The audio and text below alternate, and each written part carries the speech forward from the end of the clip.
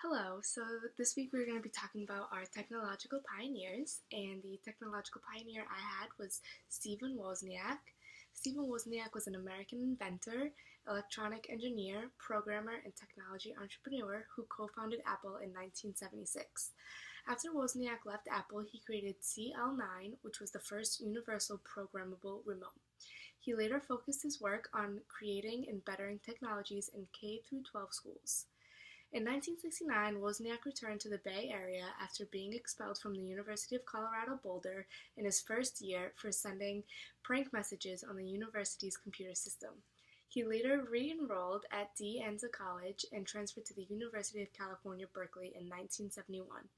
Before focusing his attention on Apple, he was employed at Hewlett-Packard, where he designed calculators, and this is where he befriended Steve Jobs. Now, Wozniak is the chief scientist at the data virtualization company called Primary Data.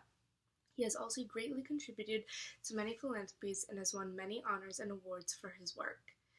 In 2007, an interview with PC World, Wozniak spoke about why he and Jobs clicked so well. He stated that they both loved electronics and the way we used to hook up digital chips. Wozniak said that very few people, especially back then, had any idea what chips were, how they worked, and what they could do. I had designed many computers, so I was way ahead of him in electronic and computer design, but we still had common interests. We both had pretty much sort of an independent attitude about things in the world. The technological pioneer that I researched was Steve Jobs. He was an American inventor, designer, and entrepreneur who was the co-founder, chief executive, and chairman of Apple. Products such as the iPad, iPhone, and iPod were seen by many as dictating the evolution for modern technology. As I mentioned, he was the co-founder of Apple, which he co-founded in 1976 with Steve Wozniak. He then later left Apple in 1985, launching his career with Pixar Animation Studios before returning back to Apple more than a decade later. For education, Jobs was always an intelligent and innovative thinker, although he seemed to struggle with focusing on school. In his much younger years, he tested so well that his administrators actually wanted to skip him ahead of high school. Later on, he enrolled in Reed College in Portland, Oregon, but dropped out after only 6 short months. Over the next 18 or so months, he weaved in and out of other creative classes, where he then developed a love for typography. Most commonly, Stephen Jobs is known for his work within Apple, Pixar, and Animation Studios, as well as Next. So leading into the movie Her and what our pioneers would think about them, Joey, what do you think your pioneer would think about this movie as an inevitable future? I think that both Steve Jobs and Steve Wozniak would speak on behalf of traditional computer development and sciences because they both familiarized themselves with building and taking apart computer software. As they began their careers, they were always exposed to technology and the innovations they entailed. So for a while, they were the ones that actually were reinventing and revolutionizing their own work. As they are such advocates for this technology, I think that they would consider the possibility for such a program, but yet would also be super realistic in the sense that they would know it would take years of trial and error before something of this extent would be created. Do you think that they would dismiss it as science fiction, or what were your thoughts on that? So, following off the previous question, these men saw the potential and growth of their own products, such as the first Apple computer to the most innovative products currently created. Therefore, they may not dismiss Her as scientific fiction. However, they may be skeptical and more understanding of the technological advances that may have to be implemented and created for the software interface to become. So, what do you think of the interface metaphor of Her? I personally think that this interface is intimidating, given how realistic the possibility is that it's not too far distant in the future. Things like robots and other inventions are paving the way for interfaces such as this, so it's scary to see how technology may seem to be replacing things that create jobs and responsibilities for other people. In the film, you're also able to see the emotional dependence that Theodore develops towards Samantha. Again, something that isn't physically tangible is so influencing someone's behavior. So it's pretty intimidating for an outside viewer.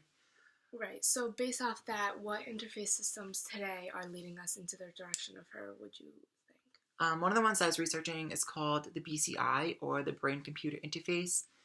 This may become one of the most revolutionizing technological breakthroughs in history. This is because the power of modern computers grow alongside our understanding of the human brain. This specific technology has allowed science fiction ideas to become a reality. This interface will eventually transmit signals directly to the computer, to someone's brain that would allow them to hear, see, or feel specific sensory inputs. This would give the potential to manipulate computers or other large machinery with nothing more than a thought. So that's incredible. So this advancement is something that's similar to her that we saw throughout the film. Do you think that it is desirable for future or human technology interfaces? So, for myself personally, I do not think that this is a desirable future for human technologies. Nowadays, many people have become so antisocial and glued to their phones and technologies that this will only make the cause worse. People rely and depend on their technologies for almost everything, and if love ties into that, I think the world would become a completely different place.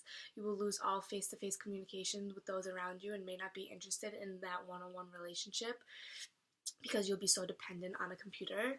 I also feel as though this could die down somewhat fast, as humans are created to find and have connections to one another and create love and feelings. Mm-hmm. So after a while, this type of interface may not be enough to fulfill those needs.